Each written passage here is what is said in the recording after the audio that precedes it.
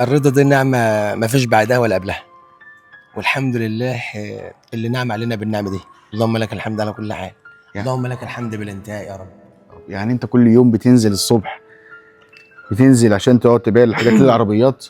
والله الواحد لازم يكون عنده يقين على ربنا، ان ربنا بايده كل حاجة، وهو صاحب الكون، وهو اللي بيقول للشيء كن فيكون، لانه امره بين الكاف والنون سبحانه وتعالى. وسبحان من لا ينسى احد، ما نساش الدودة في الحجر كيف ينسى البشر.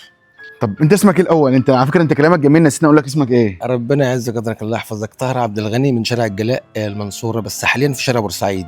ده انت فعلا طاهر. ربنا يعز اقسم بالله قدرك، كلامك ربنا جميل. يكبر خاطرك، الله يعزك. طب انا عايز افهم بس حاجه بس، طب انا اقدر اخدمك في ايه؟ انا اخوك الصغير عايز اخدمك في حاجه، انت والله تكسب فلوس وخسرت معانا في اول مره، قول لي انا اخدمك في ايه يا عم طاهر؟ دعوتك الحلوة ليا، ربنا ما يحرمنيش من صحتي ولا يحوجني المخلوق. انت هنا في المنصوره بتلف هنا صح؟ اه الحمد لله. طب بصوا يا وبروح جماعه، المحافظات احيانا. تروح